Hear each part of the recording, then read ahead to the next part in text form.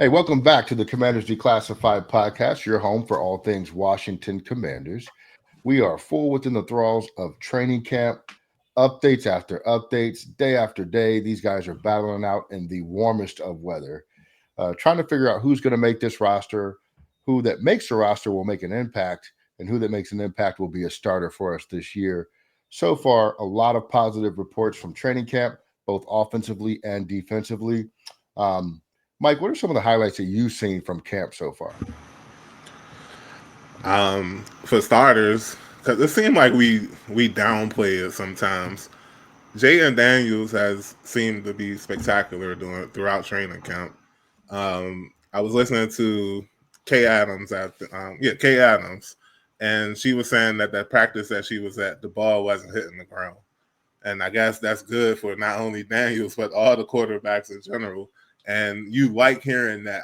I remember hearing that when Peyton Manning was quarterback and then Brady was quarterback. And so to hear that at a Commanders camp is kind of crazy. The defense, especially the secondary, man, it just seems like they're really bringing it right now. And notice I led with Jayden Daniels and how good he was doing. Yet I'm telling you that the secondary is still bringing it. That excites me, man. I really feel like this could be one of those secondaries for real. Again, I like to bring up the '05 defense, and it's feeling '05-ish with that secondary. And outside of that, the rookies, all of them, even Connolly, yeah, he may struggle against bull rushers and whatnot, but other than that, like he's actually faring pretty well for a young offensive lineman. I'm talking 21 years old, y'all. He's very young, but he's been balling. Trey Amos, I just told y'all about the secondary. He's kind of the spearhead right now. I've been hearing about him just as much as Lattimore, if not more. And of course, Sanders still. But talking about the rookies, I saved the name for last. Bill, man. Every day it seems like he's breaking out. And because it's training camp, I don't want to boost it up that much, but he's doing really well, y'all. And I can't wait to see what happens in the preseason game on Friday night. But that's pretty much the biggest headliners of the training camp so far, in my opinion, based on what I've been seeing and reading. Isn't it kind of wild that with Sam Ristrill, we kind of are a little bit dismissive about how well he's done in camp because we just expect it, and he's only going into his second year. That tells you how well he played as a rookie, right? It It's reminded me when I was listening to something earlier, and they were talking about Sam Still. It reminded me of when he was drafted last year, and Nick Saban was saying they're getting the pound for pound best player in the draft, and I'm just like amazed at just how he's blossomed basically into the leader of the secondary, low key. Like, I'm not even gonna lie.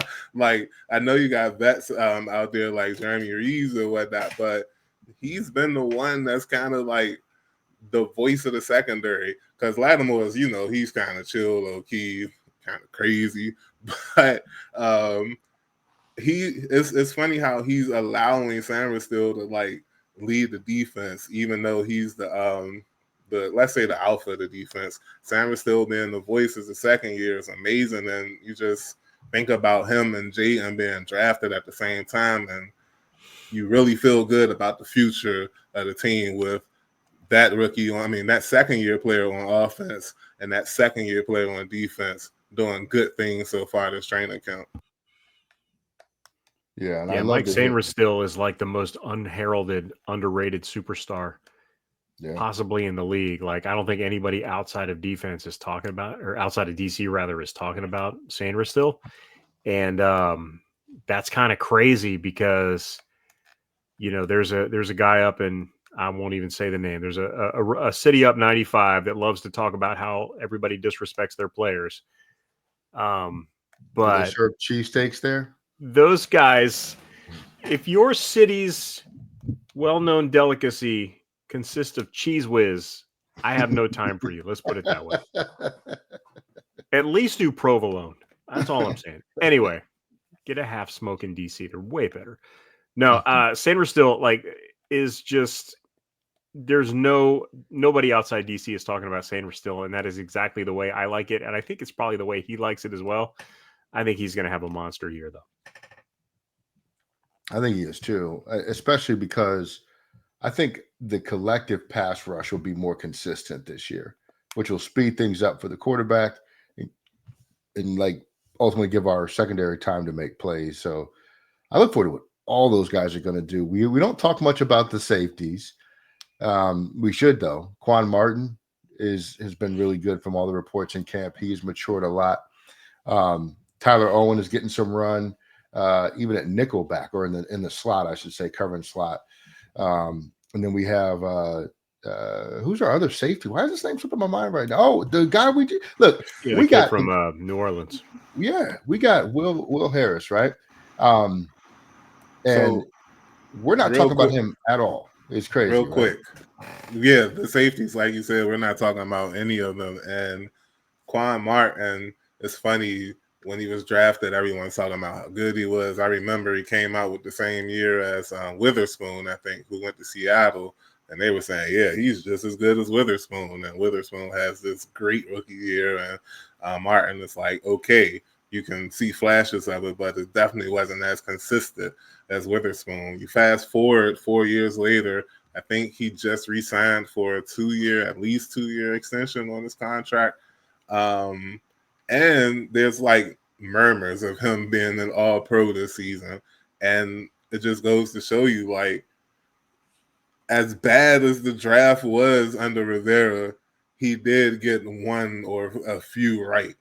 And I just look forward to him finally having not only a corner's the match, but better defensive line play, more consistent defensive line play since he's been in Washington. So, yeah, maybe he makes an All-Pro, maybe he doesn't, but I still expect a solid season nonetheless because that's what he's been so far in his career, at least solid. Yeah. He can, it's funny too with Quan because he wears a number 20 and he kind of has movement similar to Ed Reed. So I'm not saying he's anything close to Ed Reed. I'm not putting that on him, but I just listen. He said, "What are you doing?" I didn't say that. He said it. They move similar. That's all I'm not. No comparison. He's got moves like Jagger. I heard listening to John Kime that Zach Ertz has been really good too in camp. Which I think is just so fundamentally important for the success of the offense. Eric, Zach Ertz is a year older, but still has some juice left in the tank. I think we talked about it last week where he may not play his full suite of plays that he's played in the past, but you still expect a pretty significant contribution from him this year, correct? Yeah, I mean, he's never been the most explosive player in the NFL anyway. His game is more about technique and reliability. And you saw it last year, like Jayden Daniels. He was Jayden Daniels' safety blanket all season long, and as we got in the postseason, it got even bigger. So no, I don't expect him. I don't expect him much of a drop off in play for him. Maybe on the blocking side if he's forced to do that, but the route running. I mean, he's such a technician with his routes and his ability to get open and his connection with Jayden Daniels. Like I think it's there, and I don't see unless there's a drastic decline in athleticism, which I don't think from age 32 to 33 is a real big deal. I don't see a big drop off this year. I think he can be a nice and productive player. Now, you'd like to see some of the other younger players like Ben Sinnott or Colton Yankoff or somebody step up and maybe take some of that load off of him and take away some of those reps from him because they're up and coming players. But if they're not able to do that, I have confidence that Zach Ertz is going to be everybody as good as he was last year. So one thing about Ertz, I'm learning, and it's just there's this thing I have about GOATs or like great players in their positions, and one trait that kind of is common across all sports, they're kind of psychotic. Like in a way, like they go about it. You think about Jordan, you think about Brady. I heard a story about Ertz that last year, the reason he was playing so much was because he wouldn't come out of the game. I forgot what show mentioned it, but like they would try to sub him out and he would just flat out refuse to come out the game. And it's just something about those type of players, man. Like you want them on your team because you know they're going to give it their all. And of course, I use psychotic like in a loose way or whatever, or let's just say in the sports or athletic way. But yeah, he's good, and like you just said, like I don't expect a huge drop off from him either. Wink, wink. Like if you draft a beast tight end in the early in the draft, like look out for him in those mid rounds, and you'll be good for the season. I promise you. Yeah, Yankov has been having a good camp too, by the way, Eric, from some of the reports out there. So they talked about his athleticism. What do you know about Yankov, or did you just kind of see him like in preseason? You're like, this dude's a baller. So he's another one of those RAS guys that Adam Peters loves so much. He's just like crazy off the charts athleticism. I don't have the stats right in front of me, but I remember reading that last year, that it was one of those things where he's just such a good athlete that you draft him in the hopes that he can just figure the game out.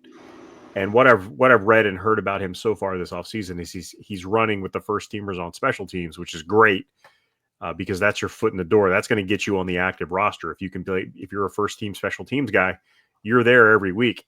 So that opens the door to getting you into some offensive package when they go to that 21 personnel, something like that. You're that second guy. You know, I think he's going to be battling because I think Sinnott is also going to be a special teams guy. He was a draft pick. You'd like to see Sinnott really step up this year to kind of justify where he was drafted in round 3 last year. But Yankov, like he's almost like, and I know you're going to hate this, Ali, but I'm going to say it anyway because I want to see the look on your face. But think about like Isaiah Likely up in Baltimore. Like that's Yankov to me. Like he's that like a photo negative, I guess, of Isaiah Likely. I will say this though. I like his college highlights. Like I really feel like, I really like looking at him because he was a former receiver, I think, and like you could just tell like those type of players.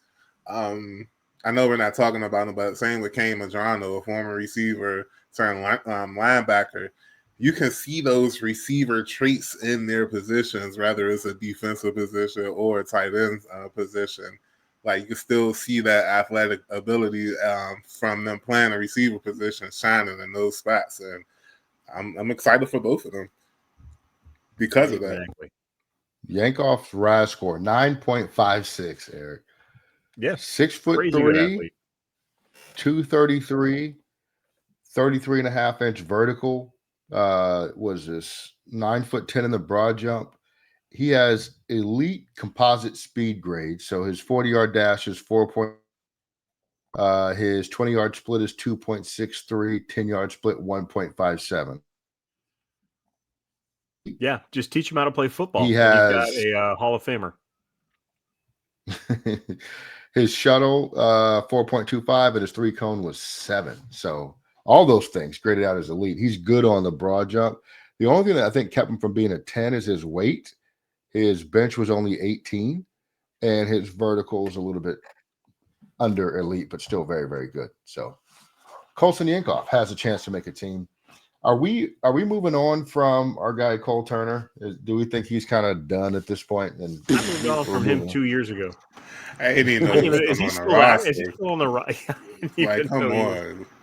Cole Turner was that. Yeah, he was that fool's gold guy. Yeah, I didn't know for real that he was still on the Ron Rivera era draft picks. Quan Martin. There's a couple. He made a couple of decent. BRob, Quan Martin. Those guys stick around, but overall, those guys, the Rivera picks just didn't pan out. And I don't know what happened with Cole Turner because you and I at least saw them when we went up to that mini camp. Oh, yeah. And this dude was like, this guy's legit. He does everything. He looks like he's like Megatron 2.0 out there. But like when you put him in front of an actual defense, I guess things change. When I was in Indianapolis, I met like a family friend of his, and they talked about how great of a kid he was, and I'm rooting for him, and just absolutely nothing. And it's not all his fault, of course. Didn't he deal with concussions, I think, early in his career? In general. Yeah, he had some injuries. So it's just every time. It sucks. And like I said earlier, it just sucks that his career isn't panning out. I'm trying not to laugh, but it kind of went the same way as Sammy's Reyes. Like, Samus Reyes is a whole different level because Reyes was just like really handsome. sorry. And that's pretty That much really what caught got me him on the off guard. radar. Yeah, I don't even want to talk about Reyes, but like, no, the other guy is Armani Rogers, who I think had that. He was like a super athletic tight end. The guy, he actually produced when he was out there. He just got injured and he had a nasty he knee kept injury. getting concussed too, I think. Yeah. Right. He had a really bad, like, nasty knee injury that Something about cost him tight his ends career. and them concussions, man. Same thing happened with Reed back in the day. Yeah, just awful. But we saw Cole Turner in person, and we're like, oh my gosh, this guy's a Hall of Fame player. And Up front, yes. He turned into not a Hall of Fame player. That guy was a giant. He wasn't like Diesel, but he was like tall, like 6'8", so tall. Yeah, super tall dude. Yeah, he was catching and he was really fast too. He was just catching stuff, one hand, all this other stuff. Yeah, he looks so different from all the other tight ends. Yes, like he looked like a wide receiver with tight end size, running routes and yep, catching everything. But again, it was on air, so who knows? I still have some of that video on my phone from that camp with some of those players. That's when we saw Carson Wentz, and we're like, Super Bowl. Okay, yeah. Oh yeah, that was fun. All right, get me started. Sam Howell was there too. We talked about how live his arm looked. Really don't get me started. Yeah. All right. So star of the camp, Krosky Merritt. At least selfishly, that's who I say is the star of the camp. We got a preseason game coming up this Friday. What do you want to see from him this week? I want to see him not get injured. I want to see what he looks like against a real defense that's actually trying to hit him and really stop him. I don't want to poop on the punch bowl at all, right? But I am excited to see him. But we have not seen anything yet, in live action from him. I love the college. The college film is amazing, but it's so limited, and all the reports coming out of camp are amazing. And I can't wait to watch him live. I just hope he lives up to the hype. I hope he can actually do that against guys who really want to tackle him and are other guys who have pro caliber talent that are trying to make a football team and have an opportunity to actually bring him down in the field. If he can produce this weekend, I think, the hype train is really going to take off if he rips off a couple of big runs or even a big run. Because I don't know if he's getting reps with the ones already. I don't know how much he's going to actually play this week. But yeah, I'm looking forward to seeing what he can do for sure. Yeah, I think he will play considerably because actually I don't know, man. I wonder what BRob's action is going to be in preseason. Nothing. But that might tell us really if they're considering anything significant with Merritt or if it's just preseason camp fodder. You know what I mean? So if BRob doesn't play, that tells you he's pretty squarely RB1. So we'll see. I don't think he's going anywhere. BRob is safe, man. He's gonna make a team. Out, no, I'm talking about as far as RB1. He's good. It's not like he was trash last year.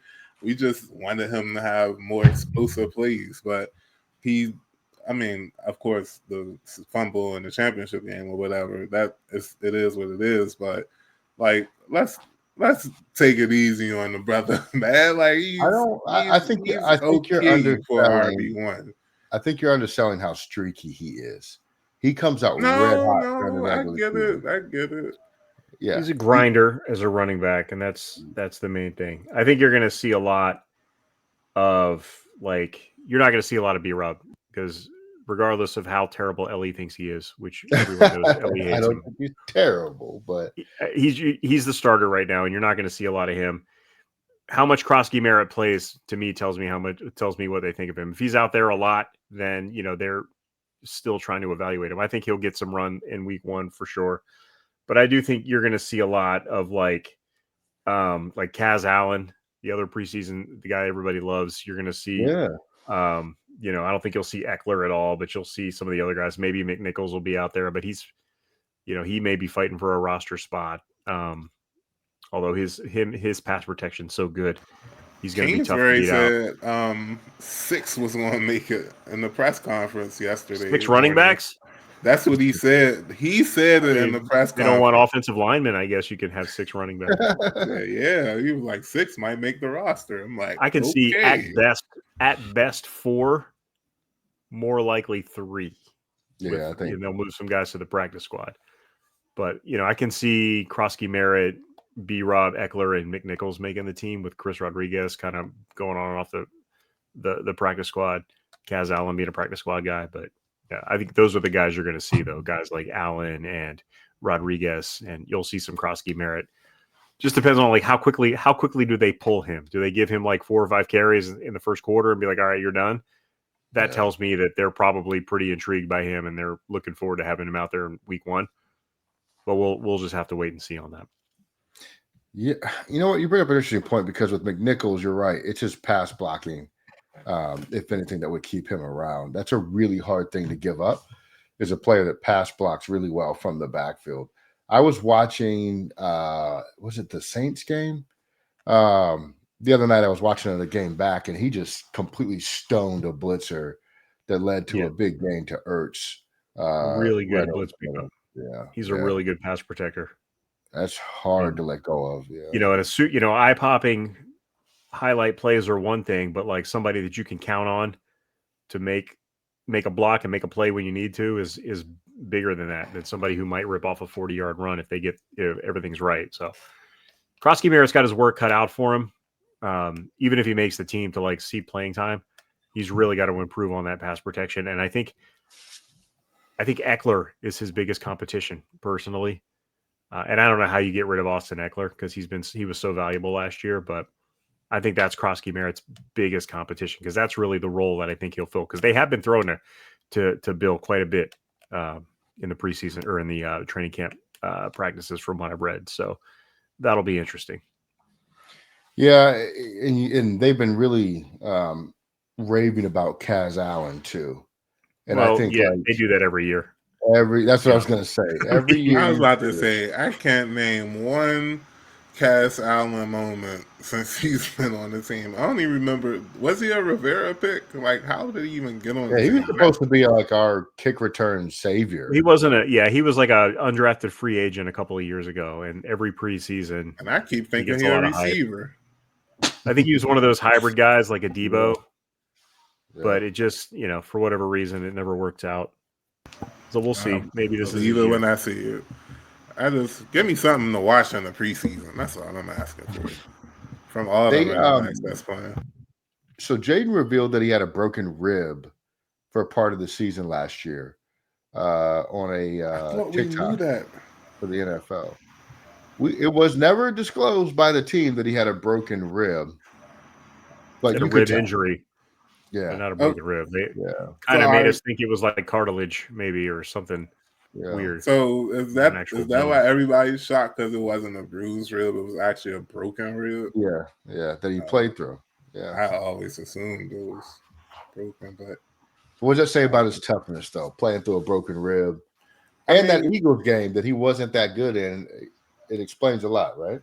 Like, take a deep breath. Everybody that's listening and watching, take a deep breath. You don't feel any pain. With a broken rib, you're going to feel that like 10,000 times worse. A broken rib, that's crazy. Now that it's settling in, a broken rib is crazy. And him still throwing that Hail Mary 65 air yards, like Quan said, I ain't said, he said it. 65 air yards with a broken rib is crazy. And I'm going back to what I said earlier about greats and the psychotic trait. Like, I'm just saying, like, waking up at 4 o'clock every morning to get to the practice, throwing 65 yards with a broken rib. Just saying, it's not sane. I'll just leave it at that. It's exciting to think about what his season could have been if he never got hurt. It still was a fantastic season, but I do think it took a little bit away for a couple of weeks. I don't know. It's big because it shows he cares and he wants to be out there. This is different than 2012 Robert taking the podium for the press conference of a game he didn't play in. This is a guy that wants to be on the field because he loves. I so forgot about that. The game of football. I do not miss those days, man. That was 2013. No, that was 2012. That was 2012. Yeah. Man, we've come so far, guys. We've come so far. All right. What else about camp is out there? Our defensive line. It sounds like Von Miller's fitting right in, hasn't missed a step. And they got a lot of packages in there for Frankie Louvu to rush the passer, as well as play some in coverage. It sounds like Jordan McGee is coming along pretty nicely. So, Mike, defensively this year, first of all, tell me what you would rate the defense last year on a scale of 1 to 10 and what you think their potential is this year, based on what you've heard so far. That's a good question. Last year, on a scale of 1 to 10, I'm going to say even 5 because the defensive line wasn't terrible. The linebackers, all pro. Like they said, they said it. I didn't say it, but Frankie Louvu and Wagner were all pros last year. They said it. But what made the defense so cheeks last year was the cornerbacks. Arguably the worst cornerback player I've ever seen as a Washington fan. And that was including after bringing in Lattimore, who it was revealed that he was still dealing with that hamstring, and he never felt right. But still, he played. He looked trash. So, yeah, even 5, I say. And for next season, they have the potential to be above an 8. I'll say it. They have the potential to be above an 8. And it's not just because of the players. I've been telling y'all this since we hired them. I'm a rock with a Dan Quinn defense more often than not. I've seen what he did to Dallas. I've seen how the Falcons played defense when he was in Atlanta, and of course what he did with the Seahawks when they made it to the Super Bowl. So, like, I'm a rock with a Dan Quinn defense. And Joe Witt coached secondary. Like he said it himself when he was hired, since he's been a secondary coach in the Packers, all they did was generate turnovers. And I'm just saying, like, the talent, the coaching, it's kind of hard for me to bet against this defense. And I'm excited. So, like I said, they can be above an 8. But they'll definitely be better than last year, which was really bad, really, really bad.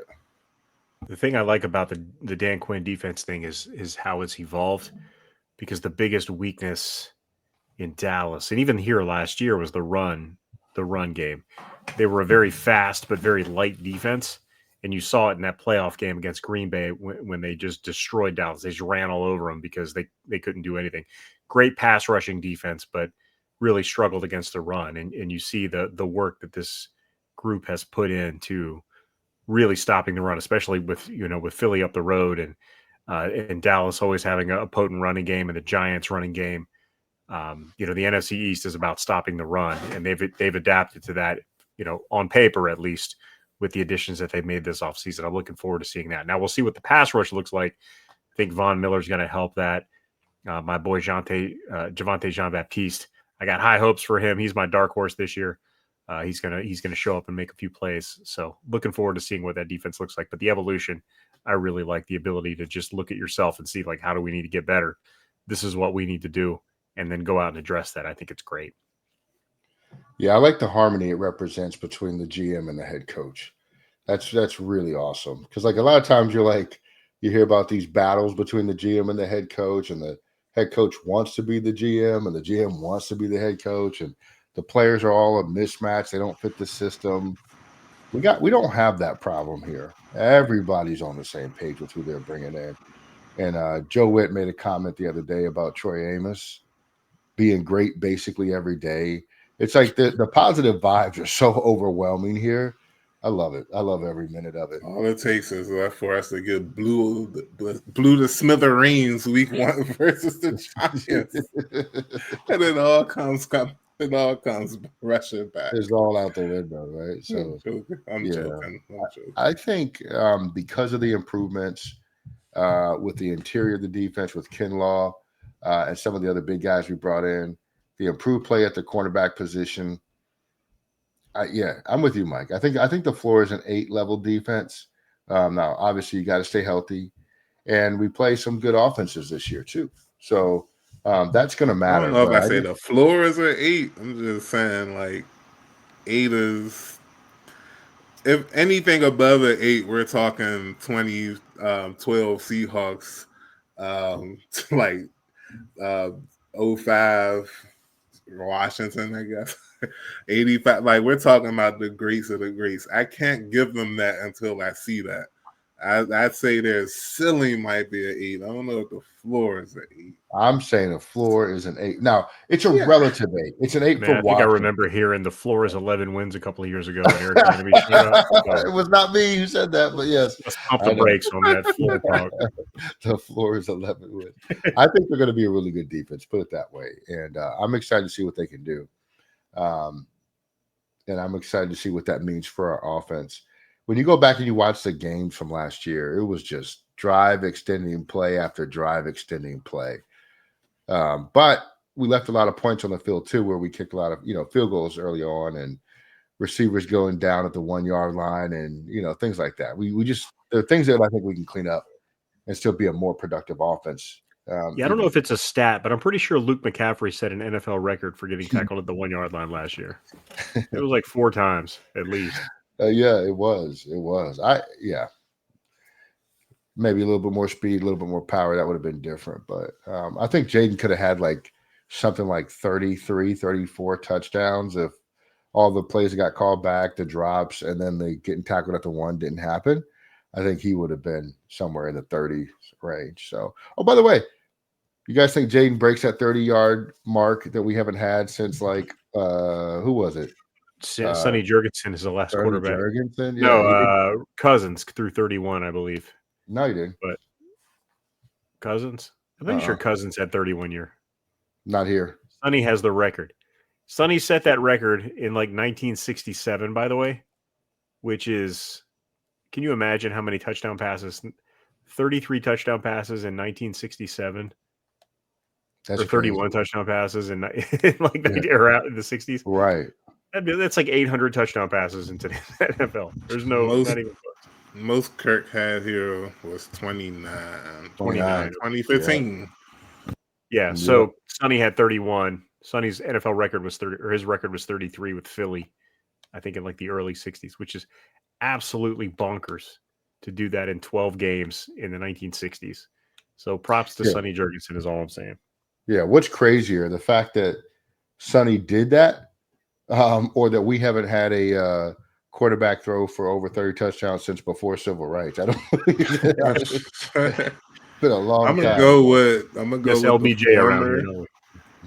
I'm gonna go with the former one because who our coach was during the 80s and how trash we were during the 90s, the 2010s. Yeah, it is kind of crazy that we haven't had anybody throw 30 touchdown passes.